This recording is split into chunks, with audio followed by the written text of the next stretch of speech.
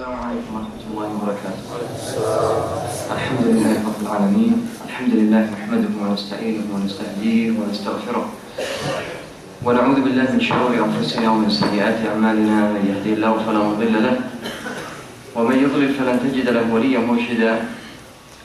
ونصلي ونسلم على المبعوث رحمة للعالمين صلى الله وسلم وبارك عليه وعلى آله وصحبه وسلم تسليما كثيرا. نسأل الله سبحانه وتعالى أن يجعل تجمعنا هذا تجمعا مرحوما، وأن يجعل تفرقنا من بعده تفرقا معصوما، وأن لا يجعل فينا ولا معنا شقيا ولا محروما، وأن يجعل أعمالنا وأقوالنا وأفعالنا وحركاتنا وسكناتنا خالصة وجهه الكريم، آمين اللهم آمين. وبعد، فما أجمل مثل هذه التجمعات التي يخرج الناس من التشاور فيها بالفائدة وتدارس الأوضاع حتى يصل الناس إلى حكم صحيح لواقعهم ولأوضاعهم. ولذا إذا أردت أن تصل إلى حكم صحيح وإلى ثمرة صحيحة لا بد من 3 أنواع من الفقه. الأول فقه النص، والثاني فقه الواقع، والثالث وهو أصعبها وهو محل إجالة النظر وإعمال الفكر وهو فقه التنزيل.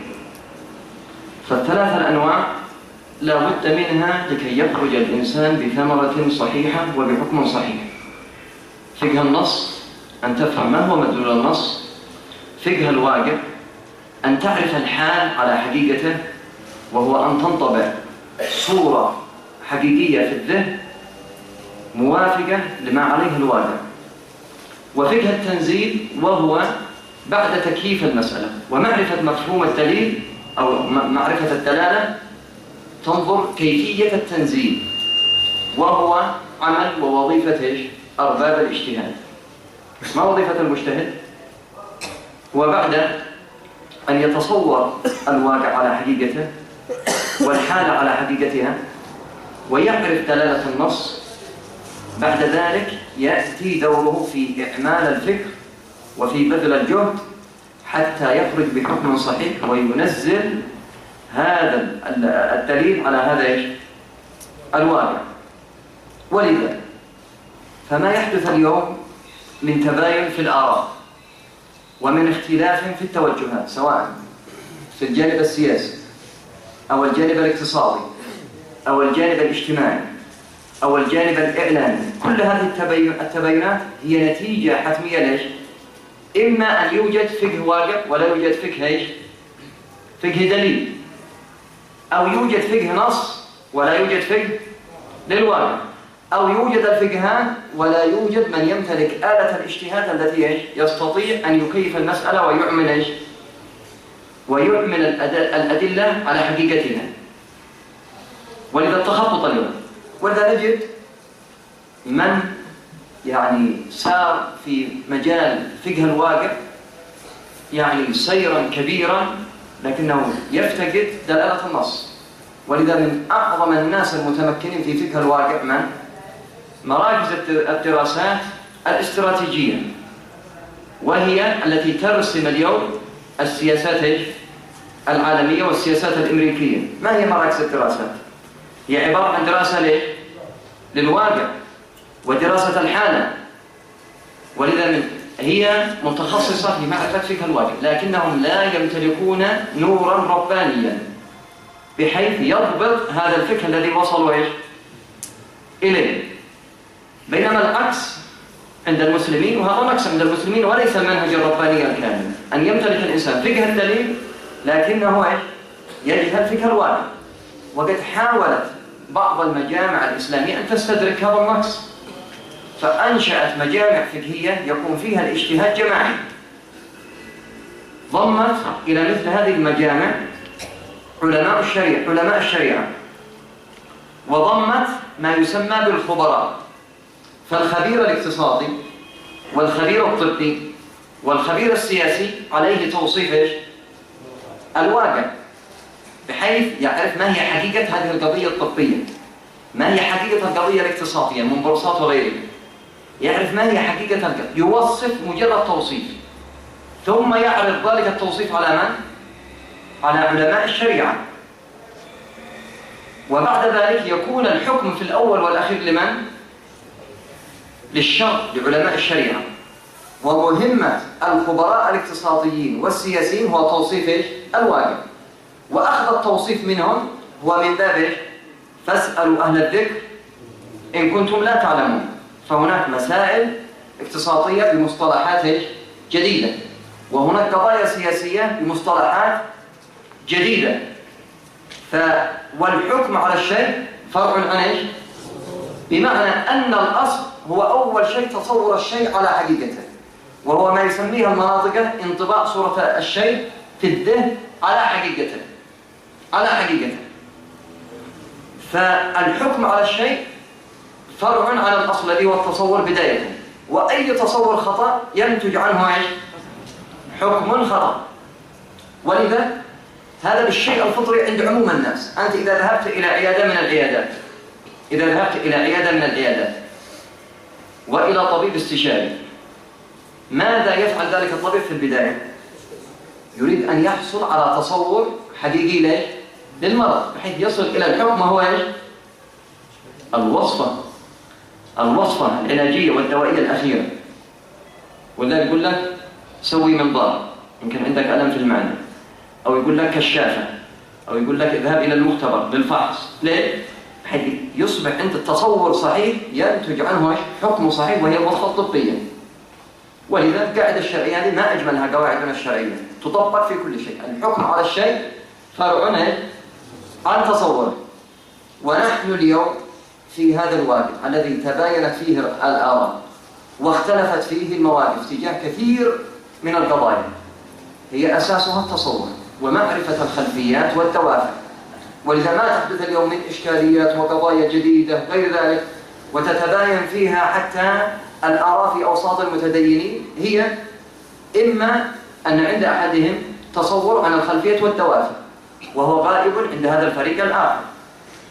والمعلومة المكتورة هي نقص في إيش؟ في التصور، مما يحدث هناك نقص في الحكم. ولذا اليوم ننظر مثلا اختلاف في وجهات النظر، مثلا على سبيل المثال في بعض القضايا مثل الزواج المبكر، اختلاف وجهات النظر في التعامل مع الاتفاقيات إيش؟ الدولية. فالبعض تأتي المعلومة مكتورة فيتخذ قرارا وحكما يصل إلى إيش؟ حكم خاطئ. ولو جئنا اليوم، وهذه مقدمة بسيطة وهي خلاصتها الحكم على الشيء فرع عن تصوره، وأي حكم لا بد له من فقه الدليل وفقه الواقع وفقه إيش؟ التنزيل. ولذا هذه مقدمة حتى ننظر إلى إيش؟ إلى واقعنا اليوم، وكيف نتعامل مع هذا الواقع، وكيف نحكم عليه من ناحية شرعية. وأنا أقول وموضوعنا هو حول الاتفاقيات الدولية وخطرها على الشريعة الإسلامية وعلى السيادة اليمنية. البعض يتعامل مع الاتفاقيات هذه بصورة مجردة ومبسطة، ولا يعرف ما هي الخلفية والدوافع، ولا يعرف أنه يتعامل مع حكومة عالمية، حكومة لها وزاراتها ولها دستورها الأعلى ولها قوانينها، ولكن تظهر تحت مسميات إيش؟ خادعة.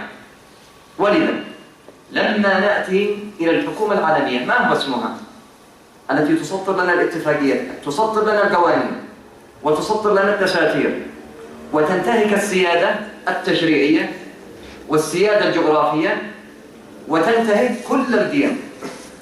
هذه ما هي إلا عبارة عن مجموعة قوانين وصياغة لهذه القوانين من أجل أن يوافق الدستور الأعلى الذي يحكم العالم والذي تقف وراءه إيش؟ هذه الحكومة العالمية. لما نأتي إلى هذه الحكومة هو اسمها اليوم الأمم المتحدة، هذه هي حكومة عالمية. طيب من أين جاءت؟ لما تشوف أنت بالتتبع التاريخي، وهذا ما يعترفون هم به وليس تقولا عليهم، تجد أنهم في البداية قالوا لابد من إزاحة وإزالة الدولة الإسلامية العالمية التي كانت تسمى دولة الخلافة. فهو إعلان السقوط كان عام 1924 ولا لا؟ وهم يعدون لدولة عالمية صهيونية مسيحية. هي فقط إعلان السقوط عام 24، لكنهم أعدوا لها من وقت مبكر، أعدوا لها من وقت مبكر، حيث أنهم بدأوا في الإعداد للوثيقة والتكوين بعد الحرب العالمية الأولى في عام 1917 اعتمادا على بروتوكولات حكماء صهيون. هم انطلقوا من هذه المبادئ التي تسمى بروتوكول حكماء صهيون، واجتمعت عدة منظمات، منها هذه المنظمات الأربع التي قامت بالصياغة عام 1917: مجلس الكنائس الأمريكي، ومجلس الكنائس العالمي، والمنظمة الصهيونية العالمية، ومجلس العلاقات الخارجية، وكلها عبارة عن منظمات سرية. لكن كيف ينشئون هذه الحكومة العالمية ويعلنها للناس؟ هناك دول كبرى تعتبر نفسها أنها هي السيد على العالم بأكمله. كيف يتجاوزونها؟ قام مستشار الرئيس الأمريكي اسمه إدوارد مونديل هاوس في عام 1917 بعرض خطة هذه المجموعة على الرئيس ويلسون. فوافق الرئيس ويلسون لأن هذا يعتبر مستشاره السياسي عام 1917. لكن قال سنواجه مشكلة. ما هي المشكلة؟ أنه لابد من أجل مضي هذا المقترح أن يوافق عليه ثلث مجلس الشيوخ الأمريكي. وطبعا ميزة الإدارة الأمريكية أن المسؤوليات فيها ليست مركزة في جهة واحدة، وإنها موزعة على مؤسسات الإدارة الأمريكية، فلا تستطيع مؤسسة واحدة أن تتخذ القرار بمفردها. فنظر مجلس الشيوخ في هذا المقترح الذي أعدته هذه المنظمات السرية التي قد رتبت للحكومة العالمية وللقانون وللدستور العالمي، فقال مجلس الشيوخ لا، في دستورنا الأمريكي نعتبر أنه لا سيادة فوق سيادة الشعب الأمريكي وفوق سيادة الدولة الأمريكية. ففشل المشروع برفض مجلس الشيوخ الأمريكي. وهذه الحركة حركة صهيونية مسيحية تؤمن بعودة المسيح. فقالوا طيب لابد من تغيير الاستراتيجية. كيف؟ قالوا نمشي بالتدرج، لأنه دفعة واحدة تسلب السيادة هذه سنساطن فيها الشعوب، ويكفي هذه التجربة مع مجلس الشيوخ في عهد الرئيس ويلسون. فقالوا لابد من وضع خطة متدرجة. فاجتمع هذا إدوارد مستشار الرئيس الأمريكي مع مجموعة صهيونية خفية اسمها مجموعة الدائرة المستديرة. وقرروا في اجتماعهم في إنجلترا إنشاء لافتة جديدة ظاهرة يتخفون وراءها، سموا هذه اللافتة المعهد الأمريكي للشؤون العالمية. وهذا كان عام 1919، يعني بعد كان يعني سرعة التخطيط. فشلوا في عام 1917، قاموا بالتشكيل والاجتماع كذا مع مجموعة الدائرة المستديرة، وأنشأوا المعهد الأمريكي للشؤون العالمية عام 1919. ثم دمج هذا المعهد مع مجموعة الدائرة المستديرة وسموه مجلس العلاقات الخارجية. وقرروا السيطرة بالتدرج على مناصب الحكومة الأمريكية، وسيطروا فعلا. سيطروا على مؤسسات إعلامية ومؤسسات اجتماعية ومؤسسات سياسية، وسيطروا على عدة مناصب في الحكومة ومؤسسات بحثية مثل معهد كارنيجي سيطروا عليه. ثم بعد ذلك بعد السيطرة أصبحوا هم الذين يتحكمون في توجيه سياسات الولايات المتحدة الأمريكية. ولذا كما يقول المؤرخون أنه من عام 1952 إلى يومنا هذا قبل أوباما وجميع الرؤساء من مجلس العلاقات الخارجية الذي هو عبارة عن إيش؟ تجمع للمنظمات الصهيونية والمسيحية. ولا يستثنى من ذلك إلا الرئيس، يقول جميع المرشحين من الحزبين الديمقراطي والجمهوري من مجموعة من مجلس العلاقات الخارجية الذي اختصروه باسم سيفر CFR، ما عدا الرئيس الذي رشح عام 64 والرئيس ريجن، هذا من خارج المنظمة الصهيونية هذه مجلس العلاقات الخارجية كالمعدن. ريجن بعد شهر من توليه حاولوا، لأنه من خارج المجموعة الصهيونية، حاولوا الانقلاب عليه، فبعد تدخل عينوا له نائبا من CFR مجلس العلاقات الخارجية، ونائبه من؟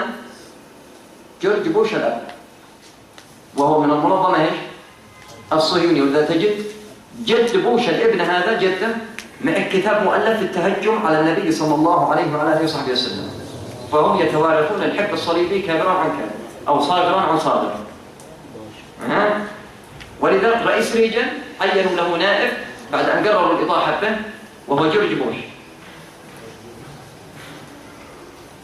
ليتم بعد ذلك في حكومة ريجن يعين 313 في الحكومة الأمريكية من مجموعة مجلس العلاقات الخارجية، بحيث سيطرت الحكومة الصهيونية على الحكومة الأمريكية.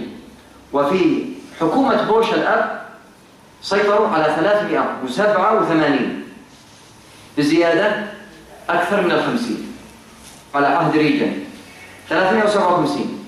كلينتون كلف رئيس المجموعة الصهيونية المسيحية CFR بتشكيل الحكومة الأمريكية بأكملها، برئاسة وارين كريستوفر، بحيث تولى مقابلة واختيار أعضاء الحكومة، فجاء كلهم من المجموعة الصهيونية العالمية. هذا بالنسبة لهذه اللجنة التي سيطرت على الحكومة الأمريكية، وهي التي أنشأت الأمم المتحدة، لأنهم هذه هي التي وضعت الميثاق في العشرينيات من القرن العشرين. هذه المجموعة التي بدأت كما قلنا بالتعاون مع مستشار الرئيس الأمريكي ويلسون. فهذه المجموعة في عام 1941 بعد أثناء الحرب العالمية وقع روزفلت وتشرشل وقعوا ميثاق الأطلسي، ودعا لإنشاء نظام موسع للأمن الدولي. في يناير عام 42 وقع الحلفاء 26 دول الحلفاء على إعلان الأمم المتحدة الذي كان يسمى إعلان الأطلسي، وكان محصور بين الدول الكبرى. ما شاركت دول العالم الثالث بأكملها، لأنه إذا كان عندك 26 كم عدد دول العالم؟ أكثر من 186 ولا لا؟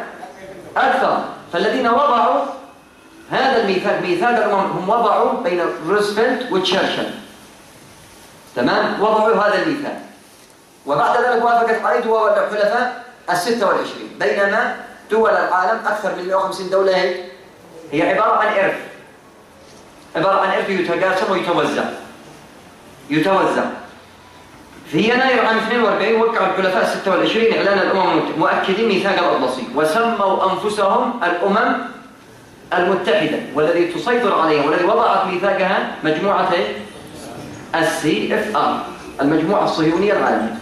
وهم يصرحون من خلال تصريح ساساتهم أن هذه هي الحكومة العالمية التي لا بد أن تحكم العالم، وهي عبارة عن حكومة فيدرالية تضم جميع العالم وتجعل العالم بأكمله بمثابة الولايات التابعة لها، التي تفرض قوانينها وتفرض تساتيرها من قبل هذه الحكومة العالمية التي توجهها مجموعة CFR الصهيونية المسيحية التي تؤمن بعودة المسيح، لكن على حسب وجهة نظرهم.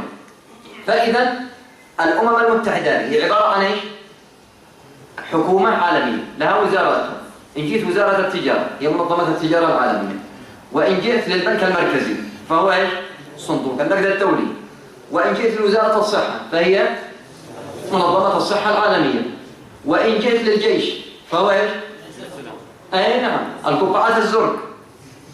وحكومة متكاملة لها وزاراتها ولها جيشها. ووضعوا ميثاق من باب التعمية في وضعوا هذا الذي كان اسمه ميثاق الأطلسي جعلوه ميثاق الأمم المتحدة، ونصوا فيه على عدم التدخل في الشؤون الداخلية للدول واحترام السيادة. لكنهم بعد أن أعلنوا ذلك بدأوا بأول تدخل.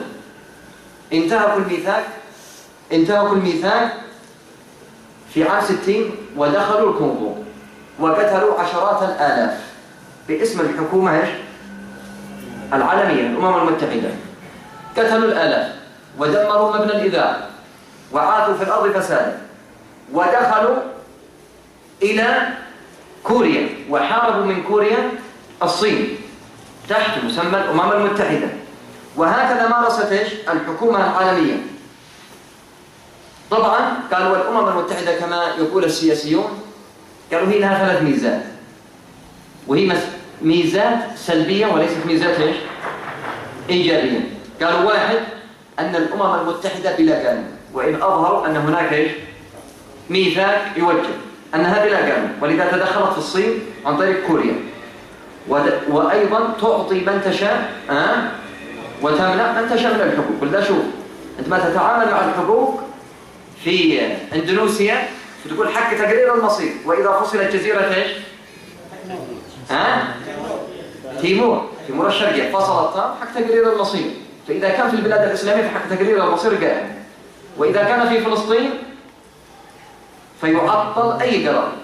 قالوا فالأول أن الأمم المتحدة بلا قانون تعبث بهذه المواثيق وهذه كيف ما تشاء، لأنها حكومة صهيونية مسيحية تحقق الأهداف التي قامت من أجلها. 2 الروح الدكتاتورية. هم شغلوا من اليوم باسم منظمات حقوق الإنسان والإعلان العالمي لحقوق الإنسان وحقوق المرأة. أين المساواة وأين حقوق الإنسان عندكم أنتم من البداية؟ عندما تجعلون جميع دول العالم لا تساوي شيئا، لكن الثقل والقرار هي للدول ال5 التي تمتلك حق الفيتو. فلو أن دول العالم 184 صوتت على قرار معين، وجاءت الصين ولا أمريكا ولا فرنسا ولا روسيا وقالت لا ما فيش أغلبية ولا يوجد ديمقراطية التي يدعونها، كذب. واحدة دولة تمام تغلب أكثر من 180 دولة بتصويت واحد، إذا لا توجد مساواة. طيب وضعتم الميثاق. الأصل في الاتفاق ما يسمى بالعقود أو الاتفاقات. الأصل على أن يشترك فيها الطرفان ولا لا؟ يصوغون البنود، لكن لا، دول العالم الثالث والدول الإسلامية 52 وكذا لم تشارك في صياغة ميثاق الأمم المتحدة ولا شيء، إنما صاغوا ميثاق الأمم المتحدة بما يخدم مصالح الدول الاستعمارية. فقامت الحكومة العالمية هذه التي كما قلت عندها 3 الجوانب السلبية: 1 أنها بلا قانون، 2 أنها تمارس الروح الدكتاتورية في أعلى صورها، 3 أنها تجاوزت في حرب الخليج، تقول الأهداف المدنية ممنوعة. دخلت في حرب الخليج، دمرت محطات المياه ومحطات الكهرباء وكل شيء، وبدون إذن مجلس، ثم بعد ذلك أذن لها من مجلس الأمن. تمام؟ فإذا نحن أمام حكومة عالمية صهيونية مسيحية. هذه خطواتها وهذه بداية نشأتها. طيب هي تريد هذه المنظمة CFR الصهيونية المسيحية أن تعمم إن كنها تجاوزا قيمها، وهي ليست قيم، لأن القيم هي الشيء الذي له قيمة. لا، فأرادت أن تعولم المبادئ، نسميها المبادئ الغربية الصهيونية على العالم بأكمل. فكيف يصنعون؟ طبعا ميثاق الأمم المتحدة يضبط علاقات الدول مع بعضها. أما ما يتعلق بالتغيير على المستوى الشخصي والاجتماعي فجعلوا هناك صكوك وإعلانات دولية لهذه الحكومة العالمية، وهي عولمة العالم بأكمله، بمعنى جعل العالم بأكمله وفق التصور الغربي الاجتماعي والسياسي والاقتصادي وغير ذلك. فلذا صاغوا الإعلان العالمي لحقوق الإنسان، وهو الصنم الكبير والأب الكبير لبقية الاتفاقيات، وصادموا فيه جميع الخصوصيات. هم يقولون في ميثاق الأمم المتحدة احترام السيادة وعدم التدخل في الشؤون الداخلية. لكنهم بالإعلان العالمي لحقوق الإنسان جعلوه بمثابة الدستور. طبعا الدستور ما هو الدستور؟ الدستور هو عبارة عن مبادئ وموجهات عامة لا تتضمن جوانب إجرائية ولا تتضمن عقوبات. شوف الدستور مثلا اليمني عبارة عن مبادئ عامة في جانب السياسة في جانب الاقتصاد، لكنه لا يتضمن الإجراءات ولا الجوانب العقابية للمخالفين أو شيء. فكذلك الإعلان العالمي لحقوق الإنسان هو بمثابة الدستور الأعلى للإنسان الغربي الذي يراد تعميم مبادئ ومواد على دساتير العالم وعلى قوانين العالم. فجعلوا الإعلان العالمي لحقوق الإنسان نصوا فيه في المادة الثانية أنه على دول العالم أن تساوي بين جميع الرجال والنساء وبين جميع الناس مهما اختلفت دياناتهم. ولذا لا فرق بين مسلم وكافر ولا بين ذكر وأنثى، ويجب أن ينزل هذا المبدأ ويسقط على القوانين، قانون الجرائم والعقوبات، قانون الأحوال الشخصية، قانون كذا. يجب أن ينزل هذا المبدأ على جميع القوانين من باب العولمة الغربية. فقالوا لا يجوز التمييز بين الناس أو كذا على أساس العرق أو اللون، أو اللون أو الدين أو الجنس أو اللغة. عندنا في الإسلام ما فيش صحيح، مشي العبرة لا باللون ولا بالعرق ولا باللغة. العبرة بالتقوى. ولذا ترى أنه المسلم الجديد يسلم في اليوم الأول ويحق له أن يسابق بالصف الأول والناس كلهم يكرموه، مش مثل الكنيسة تأخر شوي لأن عادوا مسيحي جديد. لا، فهم بهذا المبدأ وهم يريدون بالمادة الثانية من الإعلان العالمي اختراق الدساتير والقوانين وتحطيم الخصوصيات للشعوب الإسلامية على وجه الخصوص، بحيث يتساوى المسلم والكافر يتساوى الرجل والمرأة. الرجل والمرأة ما أشفر لا في الميراث ولا في الشهادة ولا في القوانين ولا في أي شيء، يعني مصادمة لشرع الله سبحانه وتعالى.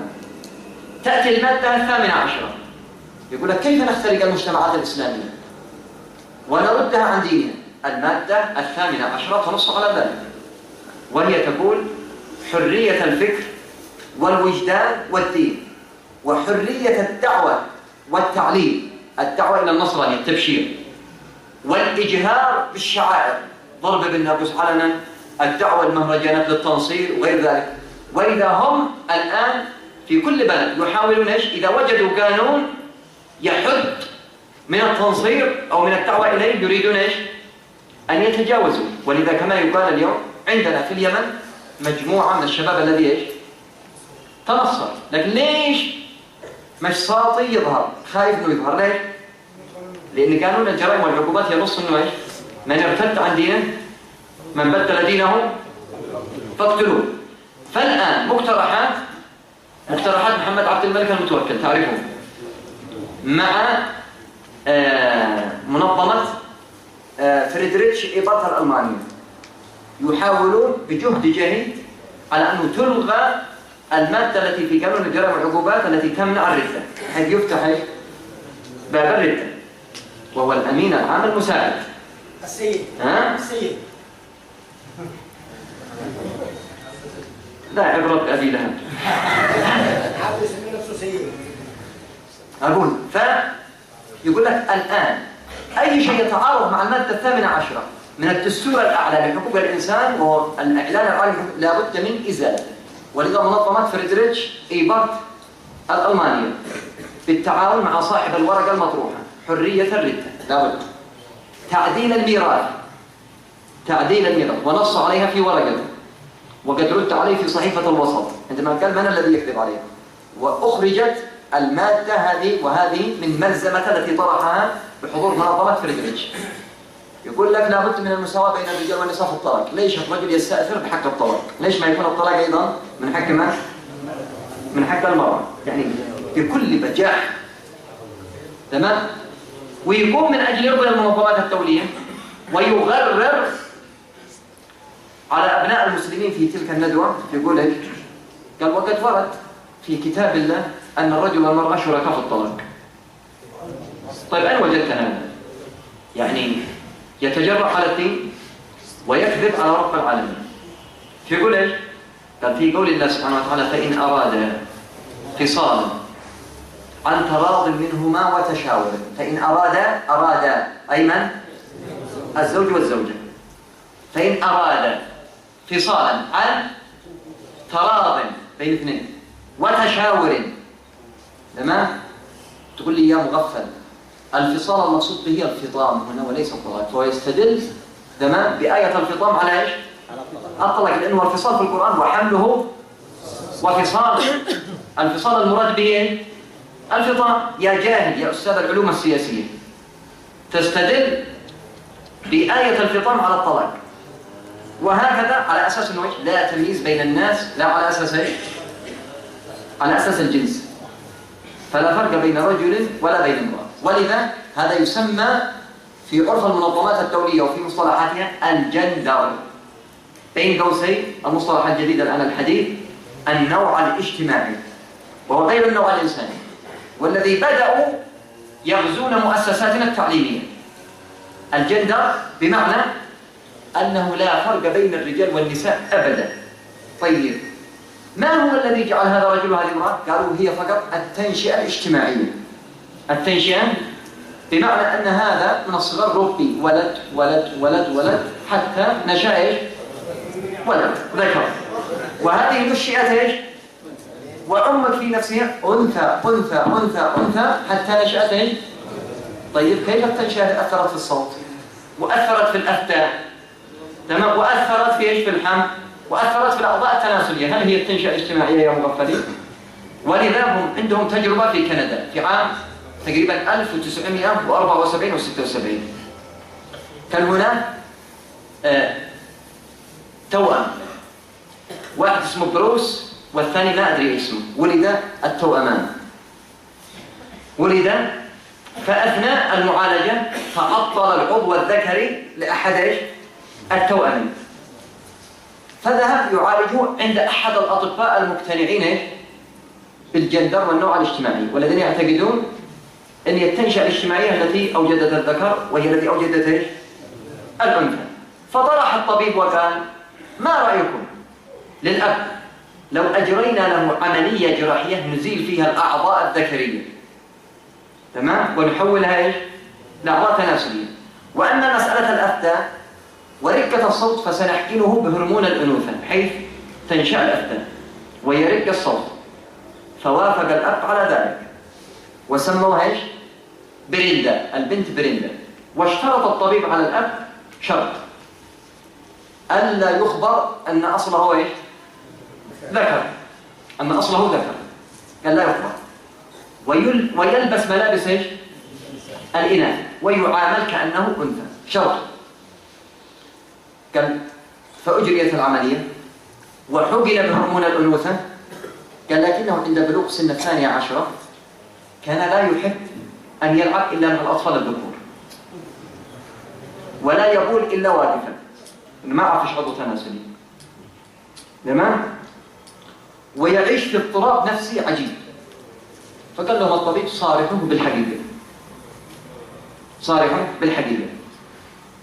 بعد المصارحة بالحقيقة ازدادت المعاناة والكآبة النفسية، فقرر أخوه بروس أن ينتحر نتيجة لمعاناة أهله، وهو بعده انتحر مباشرة. فانتحر الاثنان نتيجة مصادمة الفطرة، مصادمة. ولذا اليوم بيقيموا دورات المنظمات الأجنبية والعملاء المحليين في الجندر والنوع الاجتماعي. اسمه الجندر هذا أو النوع الاجتماعي، تحت إشراف من؟ وزارة الأوقاف والإرشاد. وزارة الأوقاف والإرشاد. ليش وزارة الأوقاف والإرشاد؟ قال لأنه من خلال تقارير المنظمات الأجنبية ومنها اللجنة الوطنية للمرأة في تقريرها الخامس التي تصدر نصفه 107 صفحات باللغة العربية و97 صفحات باللغة الإنجليزية، ويقيمون دورات للخطباء في الجندر للتوعية بالنوع الاجتماعي. منابر الدين تستخدم من أجل ضرب الدين ومصادمة الفطرة. ولذلك قالوا ليش يركزوا على الخطباء ودورات دائما ويغروهم بالمال في ظل حالة الفقر التي تسود إيش؟ مجتمعاتنا، يفرح ب5,000 على الجلسة ولا ب10,000 وهي ما هي شيء. تمام؟ قالوا في التقرير الذي أصدرته اللجنة الوطنية للمرأة، قالت إن الذي يقف أمامنا في اليمن عائقان. العائق الأول المنابر. أنت إذا بتوزع من صحيفة كم بتوزع؟ 50,000 60,000، كم بيجتمع لك في المساجد يوم الجمعة؟ والكل إيش؟ يسمع، لا يجوز أن يتكلم، ينصت. فقالوا هذا العائق الذي أمامنا، الخطباء، منابر المساجد، هذا عائق لا بد من التخلص منه. وإذا لم نستطع أن نتخلص منه فندجنه ونستخدمه إيش؟ في تنفيذ مخططاتنا. 2 التوقيعات، بيانات العلماء بالدستور، وهذه ضمنوها في التقرير السنوي الخامس، لأن هذه المنظمات هي ترفع تقرير سنوي حول إيش؟ الوضع ومستوى تنفيذ الاتفاقيات الدولية في اليمن في كل سنة. التقرير السنوي كذا، التقرير السنوي كذا، وهي أكثر من جهة. هذه اللجنة الوطنية للمرأة ترفع تقريرات. ومنتدى الشقائق العربي الذي ترأسه المنسق الإقليمي لمحكمة الجنايات الدولية التي قررت المحكمة القبض على الرئيس المسلم عمر البشير، ويرأس هذا المنتدى من؟ أمل الباشا، الناطق الرسمي باسم اللجنة الفنية للحوار الوطني. ترفع التقرير السنوي الثاني، كل واحد العملاء كثير، واحد يرفع التقرير السنوي الثاني، وهذا التقرير السنوي الخامس، وهذا كذا. وتضمن في المقدمة حقها على أنه هناك مجموعة لم تتغير من القوانين، وتذكر فيها مسألة تعدد الزوجات ومسألة كذا ولا اللجنة الوطنية للمرأة تذكر التثقيف الجنسي والتعليم الجنسي في المدارس، وتقول أن موقف الشعب اليمني من البغاء لم يتغير إلى اليوم من البغاء، وينصون عليه نص. ويقولون أن من برامجنا الثقافية وتعليم بناتنا الرقص في الخارج، نصوا عليه في التقرير الخامس. هذا اللجنة الوطنية للمرأة، والذي يجب أن تسقط شرعيتها، فهي لا تمثل المرأة اليمنية، وإنما تمثل إيش؟ أمريكا والغرب وتنفيذ سياساتها. ولذا هي تطالعنا في كل فترة بمصفوفة تعديلات، وهمها الكبير كيف يغيرون الوحدة الاجتماعية الأساسية وهي الأسرة بحيث يدمروها.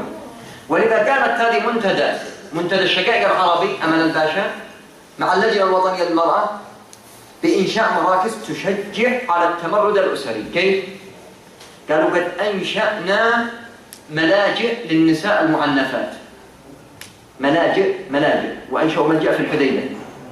إيش الملاجئ؟ قالوا إذا الأب صاح على بنته وعنفها فتتصل بنا على الخط الساخن ولا تدفع فيها المتصلة إيش؟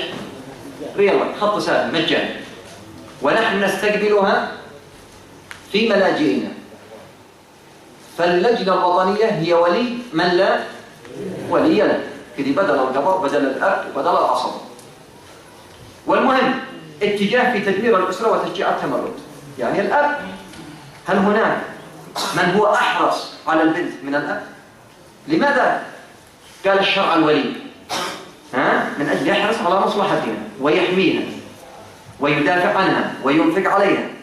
تأتي هذه المنظمات لتفعل مثل ما يفعل الغرب، لأنه الآن الملاجئ ممتلئة في بريطانيا، إما ملاجئ عجزة أو ملاجئ ما يسمى بالمعنفات، مجرد التعنيف ورفع الصوت لا يحق لك أنك تأدب زوجتك، وينتقلون بعد ذلك إلى الأطفال.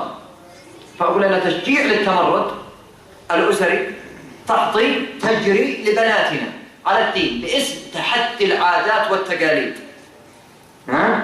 باسم ايش؟ ما يقولوا تحدي الدين. لأن اتفاقية دولية وهي قانون تابع منبثق عن الإعلان العالمي لحقوق الإنسان اسمها اتفاقية إزالة كافة أشكال التمييز ضد المرأة، وبين قوسين السيداء. وهذه عبارة عن دين نسوي جديد. من الذي صار؟ طبعا شوف، أنا كما قلنا الأمم المتحدة هذه الحكومة العالمية لها دستورها الأعلى الذي ينص ما هي حقوق الإنسان، وهو إيش؟ الإعلان العالمي لحقوق الإنسان. ثم بعد ذلك هذا الإنسان، بعد الإنسان يتكون من إيش؟ إما رجل ولا لا؟ أو امرأة أو طفل. طيب قالوا نأتي للمرأة، نضع لها قانون خاص يعزلها أسريا وتحل في أوساط هذه المرأة في ذهنها وفي حياتها القيم الغربية. التي يجب أن تفرض فرضا على المجتمعات الإسلامية. ولذا قال فوكوياما صاحب ايش؟ كتاب صراع الحضارات ولا لا؟ قال إن العالم الإسلامي، وهو موجود في مقدمة الكتاب الذي سيوزع عليكم إن شاء الله بعد، قال إن العالم الإسلامي بين خيارين لا ثالث لهما، إما القبول بالقيم الليبرالية الغربية أو التمرد. قال هم بين خيارين، وين الديمقراطية؟ وين حقوق الإنسان؟ وين عدم التدخل في سياسة الدول؟ قال بين خيارين. ولا هو يقول لك لا تدخل في سياسة الدول، لكن أجوعك وبعدين لن أعطيك القروض والمساعدات إلا بإيش؟ إلا بشروط. لن أعطيك القروض والمساعدات إلا بشروط. غير قوانين الأحوال الشخصية باختيارك، لكن لن أعطيك المساعدات إلا لما تغير. هو إجبار بس بطريقة إيش؟ ملتفت تستغل حالة الحاجة والفقر في أوساط مجتمعاتنا. ولذا معركة الزواج المبكر، معركة الزواج ما هي إلا مظهر من مظاهر إيش؟ تنفيذ السياسة الصهيونية المسيحية في بلادنا. وإن حاول البعض إما جاهلا أو متعمدا، نقول جاهل من باب إيش؟ إحسان الظن وعدم معرفة الخلفيات. والله وأقسم يمين أن مسألة الزواج المبكر ما هو إلا جزء من مصفوفة هي 57 قانون لتغيير قانون الأحوال الشخصية وقانون الجرائم والعقوبات، وأنزلتها اللجنة الوطنية المرأة ووضعت خطة لتنفيذها لمدة 3 سنوات. فقالوا نبدأ بالأسهل الذي نستعطف فيه الشعوب، نستعطف فيها الشعوب. فجاءوا لقضية الزواج المبكر. ليش؟ إيش الشغل الزواج المبكر؟ طبعا يا قلت الزواج المبكر هي منبثقة عن اتفاقية دولية اسمها اتفاقية السيداو، تنص أنه ممنوع الزواج قبل سن 18، وعلى الدول الأعضاء الموقعة على اتفاقية السيداو أن تترجم ما في اتفاقية السيداو في القوانين. في القوانين. ولذا من الذي وقع على اتفاقية السيداو؟ هي عبارة عن دين نسوي جديد، يعتبر الدين تمييزا ضد المرأة بصراحة. يعتبر الدين تمييز ضد المرأة، ولذا يجب أن يزاح الدين. من الذي وقع عليها؟ هو وقع عليها الحزب الاشتراكي عام 84، النظام السابق في الجنوب. وتصبح كل اتفاقية دولية وقع عليها ايش؟ شرط توحد بعد ذلك ملزمة ايش؟ للدولة الجديدة. لكن يحق للدولة أن ترسل رسالة تعلن فيها انسحابها من ايش؟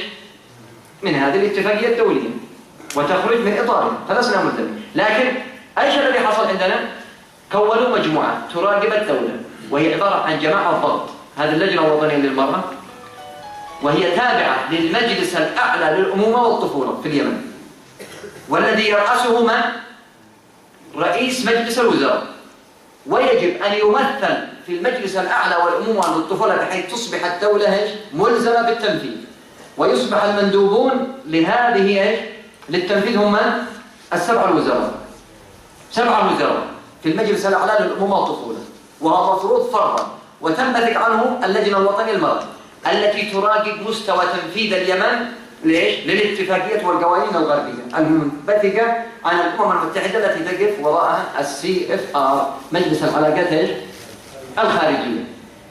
طبعا كما قلت ما هي القصة للزواج المبكر؟ كما قلت هو عبارة عن قانون واحد من منظومة متكاملة أكثر من 57 قانون. وعندما تشوفهم وقد وضعوا الخطة لمدة 3 سنوات، طبعا هم منظمون في أنفسهم حقيقة، يضعون فترة زمنية لتنفيذ ما يريدون، ويضعون التكاليف والمبالغ المالية التي من أجل التنفيذ، ويضعون ما هي المبررات في جدول معين. وعندما تشوف حقهم الخطة هذه يقول لك مبررات التعديل في القانون أحوال الشخصية. إيش المبررات؟ قال من أجل توافق القوانين المحلية مع اتفاقية السيداو، وهذا المخطط حقهم صورناه.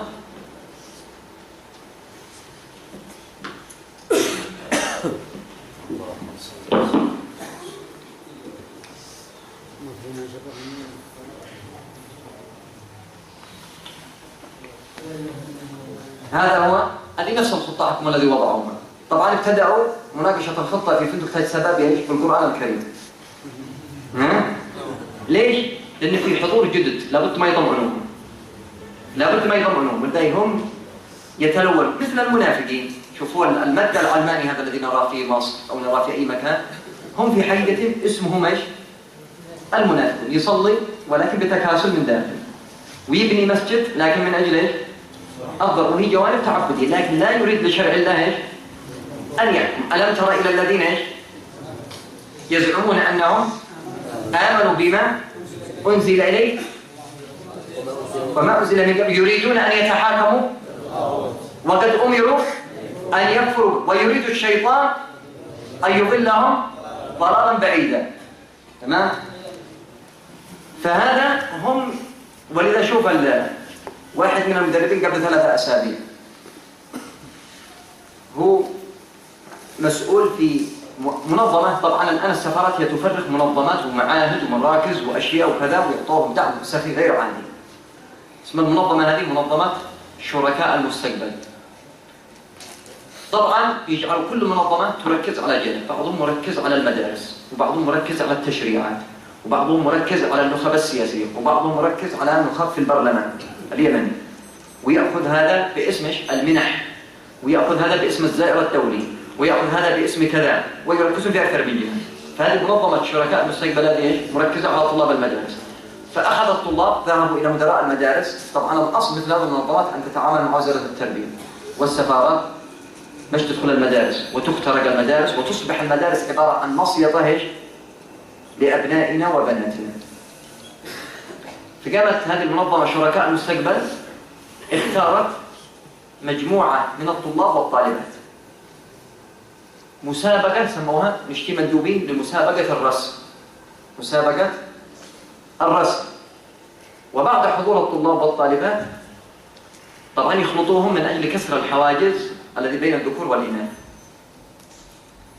فقال المدرب نريد طبعا اللافتة الرسم، والعنوان الحقيقي الدولة المدنية. فقال أول شيء يجب أن تلغى المادة الثالثة من الدستور، الشريعة الإسلامية مترجمة على التشريعات. 1. قالوا لا تظنوا أن أنا ما بنصليش ولا بتعبد، أنا قد حجيت 7 مرات. جاءت واحدة وكيلة مدرسة كانت موجودة، قالت كده الزيادة مع الله والعياذ بالله. قالت كده الزيادة معه، فتصبح عبارة عن محاضن للتجرؤ على الذات الإلهية، ويختطفون بناتنا وأبناءنا من هذه المدارس. فشوف عندك هذه جزء، طبعا هي صفحات كثيرة لكن اخترنا منها مجموعة. مثلا عندك في القانون رقم 10، وهذا كما قلت طباعتهم وملزمتهم. ما يشتغل في قانون الأحوال الشخصية. 1. تجريم الاغتصاب الزوجي في قانون الجرائم والعقوبات. كيف الاغتصاب الزوجي؟ يعني إذا أراد الرجل زوجته فرفضت، تمام، فأبى الزوج، فمن حقها أن ترفع قضيتها ضد الزوج إلى القضاء. ولذا يجب أن تنشأ ما يسمى بالمحاكم الأسرية. هم يقترحون الآن المحاكم الأسرية. طبعا يريدون تنفيذه في أغسطس. الفريق القانوني من المنفذ؟ الفريق القانوني الذي يتبع اللجنة الوطنية للمرأة، مكونة في مستطيلات، الذي متعاون وزارة الشؤون القانونية، مجلس النواب، مجلس الوزراء، هذا الذي يجب التواصل معهم لإنفاذ القانون. تشوف تجريم الاغتصاب الزوجي في قانون الجرائم والعقوبات. طيب نأخذ مثال آخر، رقم 29. 2. الرقم 41 تعديل قانون الأحوال الشخصية لمنع تعدد الزوجات. يعني تكون معك علاقات عشق طبيعي، الناس خارج من السوق وزعكم الداخلية. الناس بتكملوا النظام التونسي الكلمات والتزام، تمام، وبدأت الكنيسة تتراجع، والنصارى في مصر بدأوا يتراجعوا، يقول لك انه هذا يجعل الرجل يلجأ الى ايش؟ لما هو اكبر، تمام، ولا هم الان عم داخلين الان في اليمن، هل ما دهنوا ولا قال تعديل قانون الاحوال الشخصيه لمنع تعدد الزوجات وحول الوصاية على الاطفال. يعني تربية الاب لولده وتأديبه وكذا لا يعتبر ايش؟ عنف، وصاية، شيء من. ولذا الآن عندنا وزارة العدل والاتحاد الأوروبي الآن نازل بحملة. طبعا وزارة العدل في عهد الوزير السابق، نزلوا بحملة في إب وبعض المحافظات للتوعية باتفاقية حقوق الطفل المنبثقة عن الأمم المتحدة التي يقف وراءها CFR، وأنا أكررها حتى تحفظ. تمام؟ اتفاقية حقوق الطفل. ليش؟ قالوا لأن المادة 14 تنص على أنه من حق الطفل حرية الفكر والوجدان والدين. حرية الفكر والوجدان والدين بمعنى يحق للطفل أنه يغير دينه. ما يحق للطفل يتصرف في المال القاصر ولا لا إلا بإذن من؟ من الولي أو الوصي. تمام؟ ويقول لك غير دينك كله، ولا تعديل قانون الأحوال الشخصية لمنع تعدد الزوجات، هذا قال 41 حقهم، وحول الوصاية على الأطفال والتي تتعارض مع مساواة النساء في الحقوق مع الرجال، وإزالة أي تمييز آخر ضد المرأة في هذا القانون، أي تمييز في الميراث ولا في الشهادة ولا في أي شيء. تمام؟ وإن قول الله سبحانه وتعالى فإن لم يكونا رجلين فرجل وامرأتان يوصيكم الله في أولادكم للذكر مثل حظ الأنثيين. يعني لا يفكرون بعقل ولا يفكرون بأن منطلقاتنا في شرعنا غير منطلقات الغرب واليهود والنصارى. أنت عندما تقول لي المساواة هناك في بلاد الغرب صحيح، لأن ما فيش عندك قانون يضبط التكاليف الواقعة على الرجل والتكاليف الواقعة على من؟ على المرأة. إحنا عندنا الرجل في الإسلام عائل غارم، والمرأة معولة غانمة. الرجل عائل يأخذ ضعف المرأة في الميراث، لكن المهر عليه، وتجهيز بيت الزوجية عليه، والنفقة طول العمر عليها وعلى الأولاد عليه. والمرأة النص حقها محفوظ مخطى ولو كان الرجل فقير، فهي غير ملزمة بالإنفاق عليه، إلا إذا أنفقت من باب الفضل، من باب طيبة النفس، من باب طيبة النفس. فالرجل عائل غارم، لو وقع قتيل على من بيفرضوه؟ على كل غرام رجل ولا لا؟ بينما المرأة بيفرضوا عليها شيء؟ ما حد ولا شيء. وقالوا الحكمة الرجل عائل غارم والمرأة معولة غانمة. الميراث العسل الكذا ولا تخرج منها شيء. طيب هناك في الغرب صحيح انه اذا بلغت البنت سن 18 فالاب غير ملزم بالنفقه عليه. ولذا قال العلامه الداعيه الشنقيطي قال ذهبت انا وزوجتي الى بلاد الغرب فدخلنا فندق، واذا في ساعه متاخره من الليل اذا بطارق يطرق الباب، واذا فتاه شابه جميله تقول لي اتريد ان انظف لكم اكنس لكم؟ قال لها الا تخافين في هذا الوقت على عرضك شيء؟ ألا يوجد من؟ قالت وماذا أصنع؟ لقمة العيش. قال ألا يوجد من ينفق عليك؟ قالت يوجد أخي كبير ولكنه طردني من البيت وقال إلى متى أستمر في الإنفاق عليك كالقطة؟ اذهبي. نحن في الإسلام واجب ينفق عليه الأب، فإن لم يوجد الأب فبعده بالتدرج على حسب العصبة. خرجت وتزوجت، النفقة واجبة على من؟ على الزوج. نظام أسري إسلامي رائع من أروع ما يكون، قائم على العدل الذي وضعه من أسمائه العدل سبحانه وتعالى. لكن قوانين الظلم التي لو طبقت لفسدت السماوات والأرض، ولذا قال الله سبحانه وتعالى ولو اتبع الحق أهواءهم لفسدت السماوات والأرض. واضعها أصحاب شهوات وأهواء انحرافا، والله يريد أن يتوب عليكم ويريد الذين يتبعون الشهوات أن تميلوا. وما قال أن تميلوا، بل أكدها بإيش؟ بالمصدر المطلق وبالوصف، أن تميلوا ميلا، وكان يكفي وزاد عظيمة. تمام؟ يقول لك يعني من أجل تصوير ماذا يريد هؤلاء أصحاب الانحرافات وأصحاب الشهوات. فالمهم أيضا قالوا هنا ضمان حقوق متساوية بين الرجال والنساء، هذا في الفقرة رقم 42 من خطة اللجنة الوطنية للمرأة. ضمان حقوق متساوية بين الرجال والنساء في الأحوال الشخصية الخاصة المتعلقة بالزواج. قالت ليش البنت ما يعقد لها إلا ولي ولا يحق لها أن يتزوج نفسها بينما الرجل يعقد لنفسه؟ الولي هو ضمانة للمرأة. إذا ظلمت فيوجد إيش؟ من يرفع الظلم. الولي هو الذي يعرف أين المصلحة لهذه البنت حتى لا تتغدر عواطفها بالحب وكذلك فتقع في إيش؟ في المصيدة التي لا تستطيع أن تخرج منها.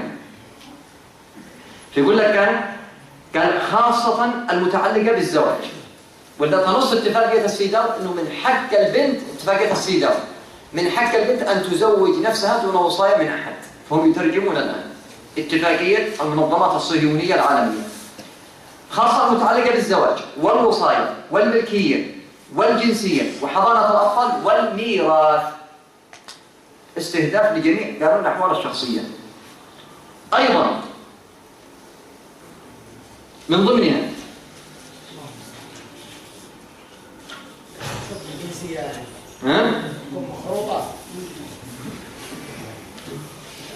من ضمنها أيضا المادة 29 رفع الحد الأدنى لسن الزواج. رفع الحد الأدنى للفتيات طبقا للمادة 1 من اتفاقية حقوق الطفل، المادة 16. شوف على ايش استندوا، مش طبقا لكتاب الله وسنة النبي صلى الله عليه وسلم. اتخاذ تدابير قانونية عاجلة لضبط المنظمات الأجنبية، قالوا ايه؟ عاجلة.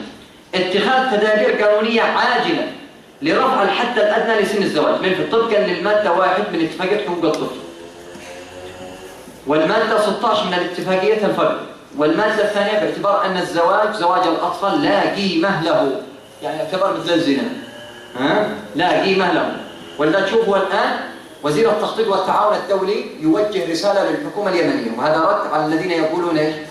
يقولوا مناقشة قضايا الزواج المبكر هي قضية محلية من أجل الرحمة بالفتيات. كذبتم والله، والله ما هي إلا ضغوط أجنبية.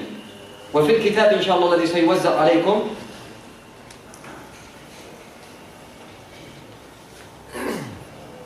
إذن ويوزع علينا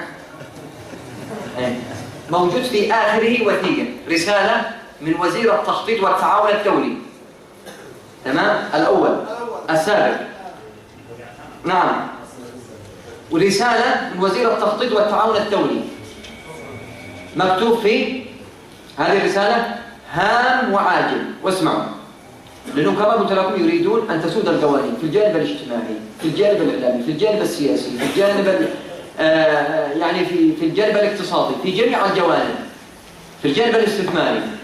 كان مكتوب هنا بسم الله الرحمن الرحيم: الجمهورية اليمنية، وزارة التخطيط والتعاون الدولي، مكتب الوزير، الأخ رئيس مجلس النواب، تحية طيبة، هام وعاجل.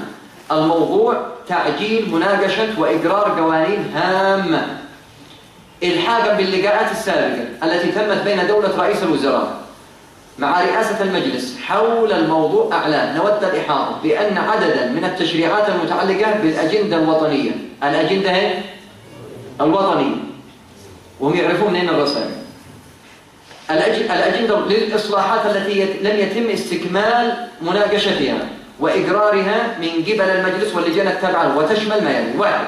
مشروع قانون الاستثمار، وهذا خطير جدا وسنبين إذا انتهينا من الزواج ايش؟ نعم.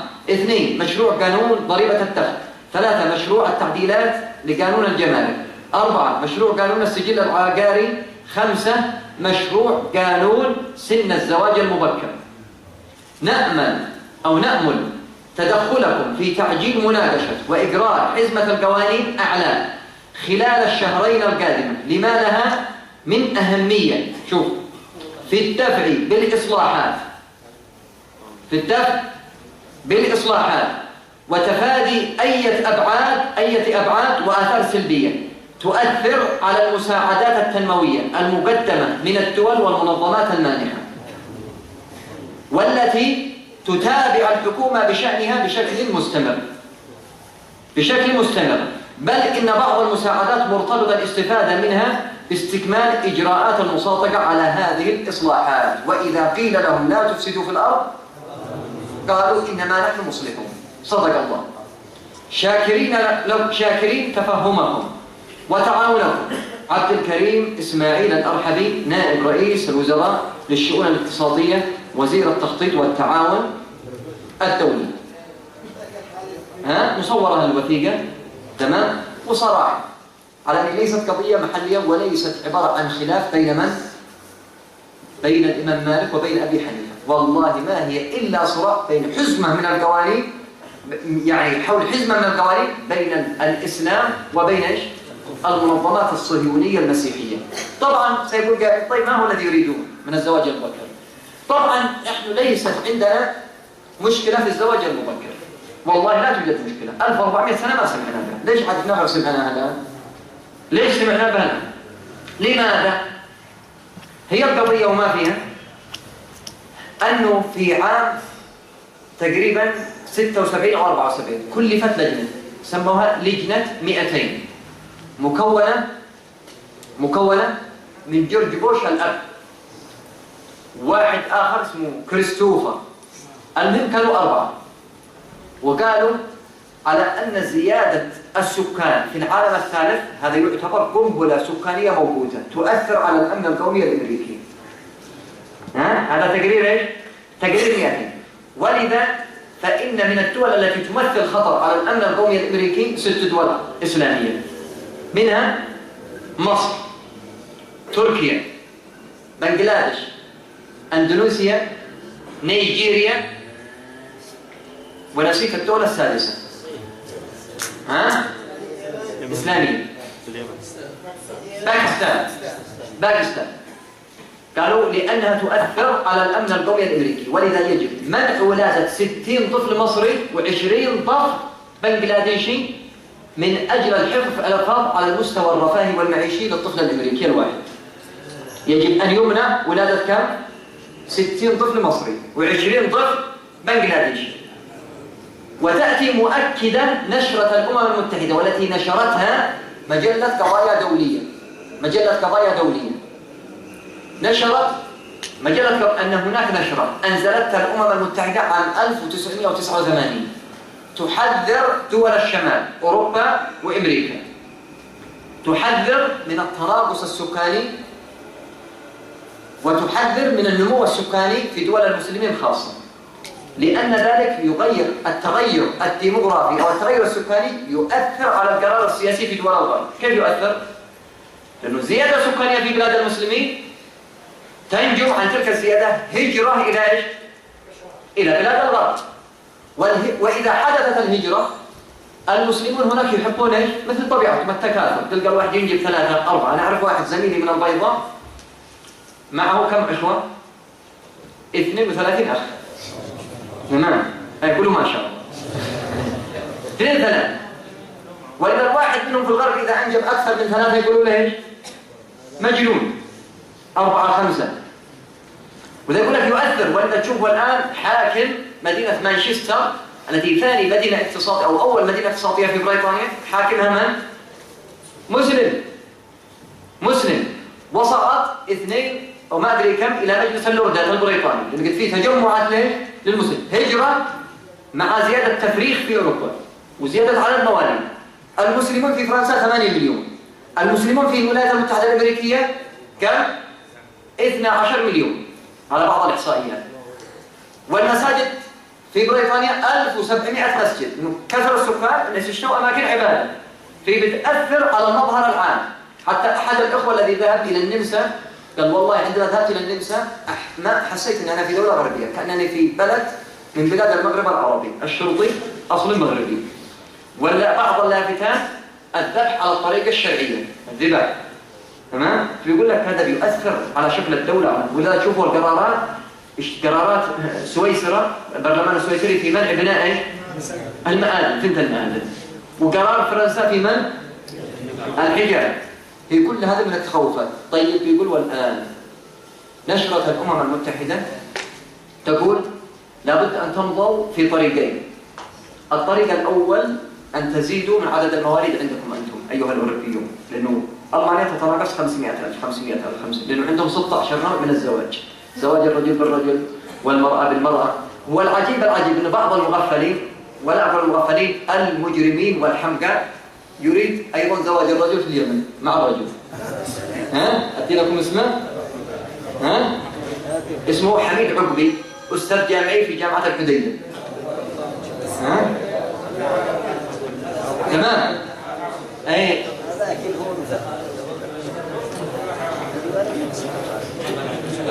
تمام؟ في صحيفة الثقافية قال لابد أن نصل إلى مرحلة نرى فيها من أبناء اليمن من يتزوج الرجل بالرجل والمرأة بالمرأة، ولا ينظر لهم على أنهم فئات شاذة، لأن هذا من حقوق الإنسان. ها؟ تمام؟ مدرس جامعي.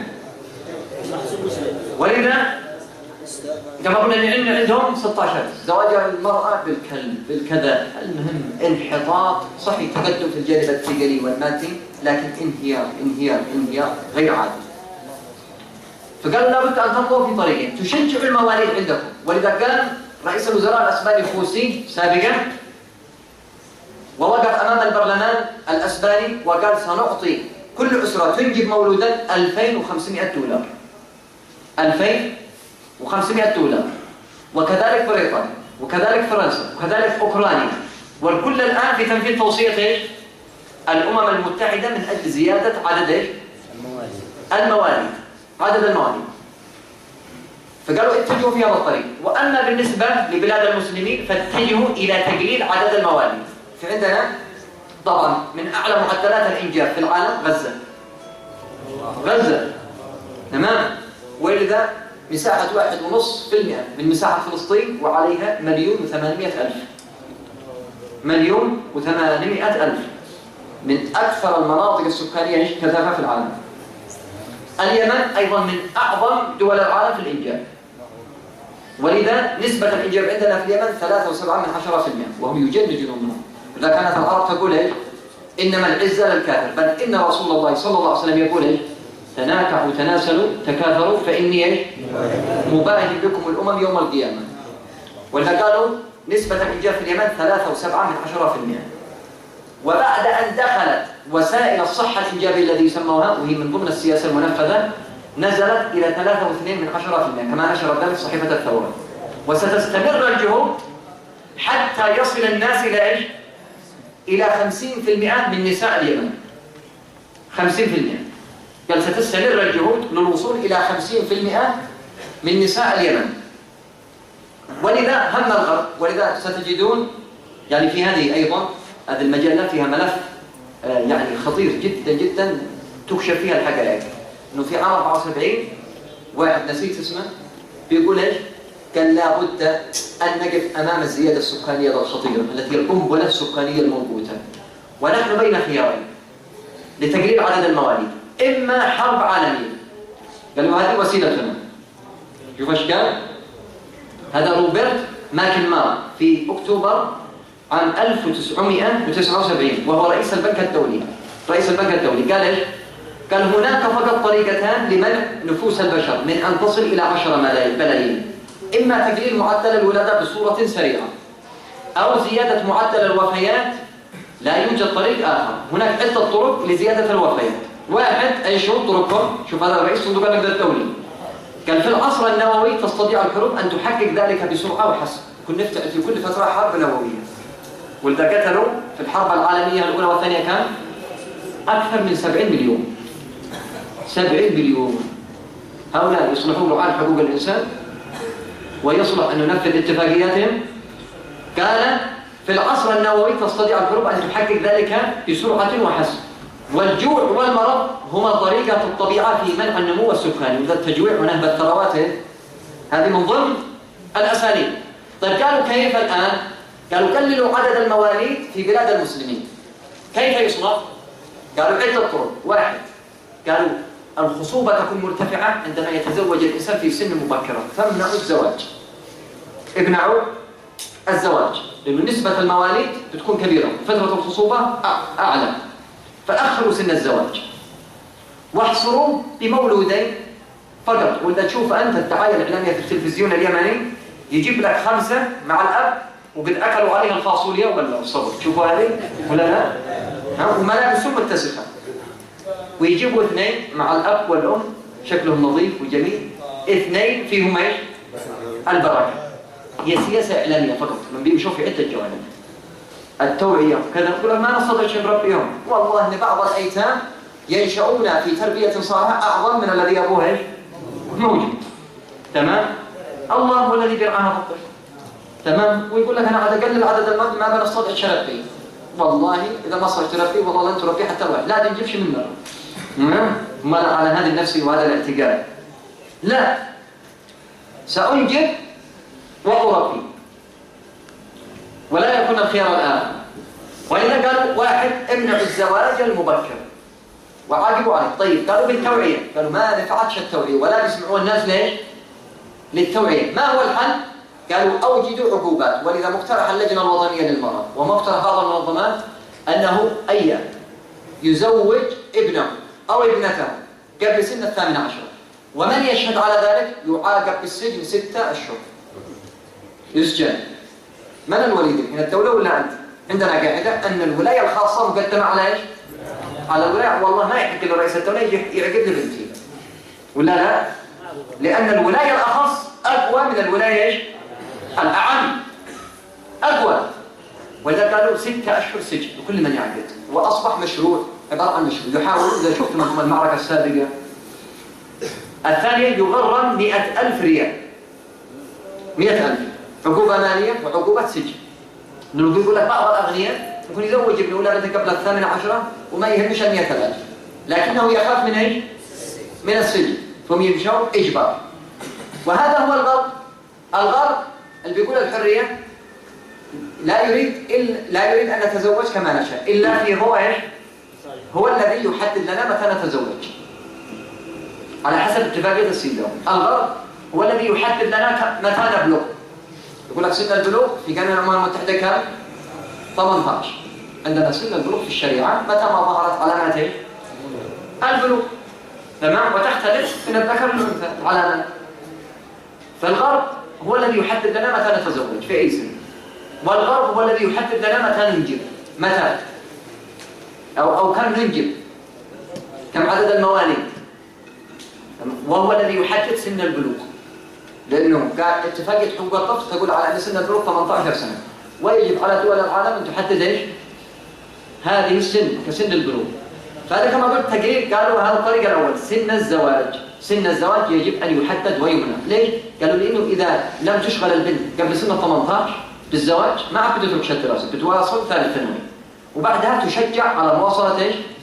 مش وقت الزواج في 18 سنة على الأغلب، و4 و5 سنوات مع الجامعة والعطلة الإجازة السنة كم تصبح؟ 23. وبعدين تقول مش وقت الزواج. أول يبحث واحد تبحث عن إيه؟ وظيفة. وبعدين يقولوا لا تنجبين. طيب معروف طبيا الآن عند الأطباء أنه بعد ال 32 إذا أنجبت المرأة بعد سن 32 يقولوا بنسبة 25% توقع أن المرأة التي تنجب لأول مرة بعد ال 30 بنسبة 25 معرضة للإصابة باختلال وظائف الكلى، ومعرضة للعملية القيصرية ولتسمم الدم، تخوفوها من الإنجاب كامل. وأيضا يقول لك إشغال المرأة، فالعمل في الأنشطة الاقتصادية خارج محيط الأسرة نتيجة تعب المرأة وإرهاقها يقلل من نسبة الخصوبة عند المرأة، وإذا شغلوهم بالوظائف. تمام؟ ويريدون إحداث انقلاب اجتماعي في المجتمع المسلم، ولذا يركزون على توظيف إيش؟ المرأة، وهي هدف من أجل إفساد أخلاقيا أجل الاختلاط. وأيضا لكن صحيح نحن محتاجون لعمل المرأة في مجالات معينة، الطب، التدريس، الدعوة إلى الله، مجالات أخرى تهيئ لها الدولة الجو الإسلامي الذي لا فيه اختلاط ولا فيه تحرشات ولا فيه شيء، وينظر كما الحاجة التي تحتاجها إيش؟ الأمة، كم تحتاجها الأمة. ولذا أي لأنه شوف لو كان، لأن إحنا منطلقات عندنا غير منطلقات الأرض. أنت لو وظفت هذا الشاب وأعطيته مرتب مجزي 70,000 100,000 120,000 إذا جمع يتزوج بهذه البنت ولا لا؟ وينفق عليها ولا لا؟ ويحميها ومش محتاج، لكن نفعل نسوي لنا تزاعل في الوظائف. ولا أنا استغربت من تقرير المملكة العربية السعودية في قناة العربية قبل 3 أيام أنه عدد العاطلين عن العمل في المملكة العربية السعودية حوالي كم؟ 2 مليون. 85% من النساء مش محاطلات إذا زوجت وأصبحت أم هي مسؤولة عن في عمل وفي تربية، بدل ما تتعامل مع الأوراق وفيها المؤنة بتزوجها برجل. ولأنه ثبت الآن اقتصاديا في الحائز على جائزة نوبل في الاقتصاد وهو فرنسي، أثبت أن عمل المرأة في المنزل يوفر من الدخل الاقتصادي للدولة من 25 إلى 50%. ليش؟ قال لو جينا نشوف مرتب المرأة اللي تعمل خارج، ترجع هو الزوج والاثنين ايش؟ تاعبين، كل واحد بيتقارح، ما اثنين سير اشتري من ايه؟ من المطعم. الولد من انا مشغولة سوق ايه؟ الحضانة.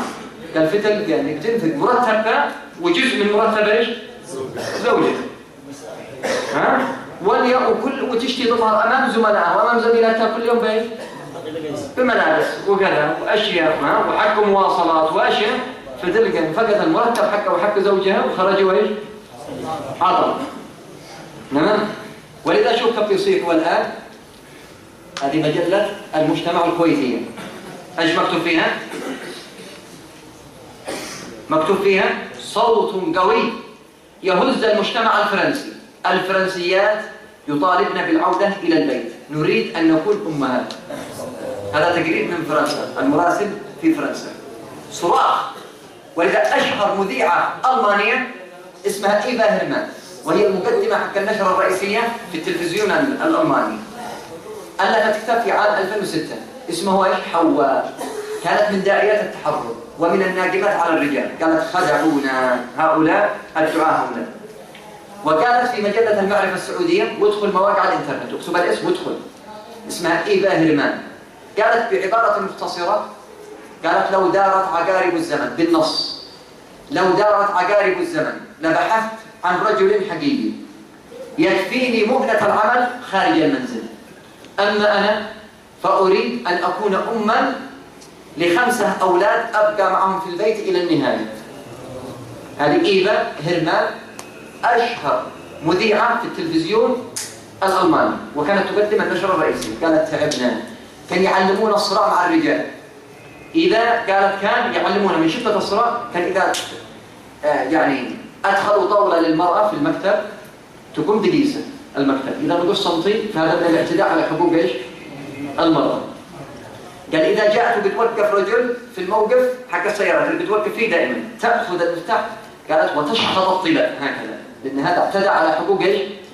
قالت فولدوا نكمة عند النساء على الرجال. كنت أنا استغربت في صحيفة الثورة، جابوا 3 نساء بالحجاب ورافعات أيديهن هكذا بالبصمة حق الحفظ، انتظروا وبقوة المرأة داخل البرلمان. شو صراع الحين ولا الحرب العالمية؟ ما انتظروا وبقوة. الحياة الاجتماعية في الإسلام قائمة على المحبة والتعاون والرفق، ولذا قال صلى الله عليه وعلى آله وسلم إذا أحب الله أهل بيته أنزل فيهم إيه؟ الرفق. استوصوا بالنساء خيرا، خيركم خيركم لأهله، من عال جاريتين فأدبهما وأحسن تأديبهما كن له سترا من النار. فالحياة الإسلامية الاجتماعية الإسلامية قائمة على الرحمة والتعاون والتوازن، لكن ورثوا في بناتنا إيه؟ الاعتداء على حقوق النساء، حقوق المرأة. وإذا تشوفوا الآن المطالبة بإيه؟ بالولاية ودخول البرلمان. ما هي الفائدة من دخول البرلمان؟ واحدة بريطانية قالت أنا أريد أن أستقيل من البرلمان البريطاني مجلس العموم. ليه؟ قالت أنا مش مستعد أجلس مع أولادي إلى ساعة متأخرة في البرلمان، لأن هذا مش مكاني. وإذا قالت واحدة عربية اسمها فلانة عصفور، قالت إيش؟ قالت كروية ساذجة، يعني دليل. كروية ساذجة في حجرها طفل، هذا الطفل الذي سيكثر إيش؟ سواد الأمة. كروية ساذجة في حجرها طفل خير وأنفع للأمة من 1000 محامية و1000 نائبة في البرلمان. كما تسوي ما بتصير تسوي. عجزوا الرجال في حل المشاكل، ايش تسوي المرأة الذي قال الله عنها أو من ينشأ في الحلية وهو في ايه؟ في الخصام غير مبين. تلقاها في الخصومة ضعيفة. وده تشوف أنت بايش يغلب الولد تمام البنت وبعدين يحتكموا له عندك، فتلقى الولد قوي وهي لا تملك أن تعبر عن حجتها إلا بإيه؟ ترجع تبكي بالدموع. فإيش الكلام هذا؟ يريدون إحداث انقلاب شديد. فكما قلت الهدف الأول من المرأة الزواج المبكر تقليل عدد النسل. ولذا تشوف السفارة الهولندية أوصلت لنا مساعدات إلى ميناء الحديدة. وهذا كما أوردته صحيفة الثورة الرسمية بقيمة 5 مليون دولار، عبارة عن أدوات للصحة الإنجازية، واقيات وحبوب منتحة وغيرها. سووا لنا مساعدة للجانب الزراعي، يكون يولد مولود وبقى يزرع وين يشتغل وكذا وظيفة. مش احنا محتاجين للواقيات هذا والعياذ بالله وبعدين ينشروها في القرى والأرياف والمراكز الصحية وكذا، وأصبحت متوفرة أكثر من علاج السعال. تمام؟ فهذا الهدف الثاني من منع الزواج المبكر، وهو نشر الفاحشة والرذيلة. وأخذ باختصار، كيف نشر الفاحشة والرذيلة؟ الآن يشبون، طيب الآن يشبون نار الشهوات عبر مواقع الإنترنت ولا لا؟ والقنوات الفضائية والاختلاط في المعاهد والمراكز والتشجيع على ايش؟ على التبرج. بعد إثارة الشهوة تقول ممنوع الزواج قبل سنة 18. في ظل هذا الأوضاع ما يوصل الولد من 12 سنة نقول ايش؟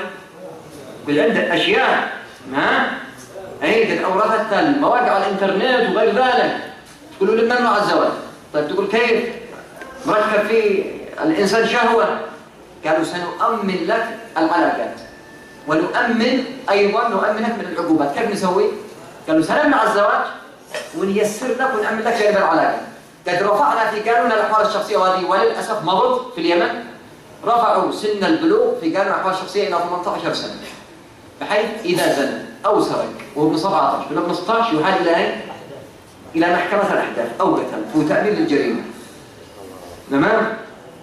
لا، العبرة بسن البلوغ. هذا إذا ما فيش وازع إيماني وديني، وإلا الإنسان الناس المجتمع ينقسم إلى قسمين: إما أهل الإيمان يكفيه يا أيها الذين آمنوا، أو ضعيف الإيمان ولا يرده إلا الحد.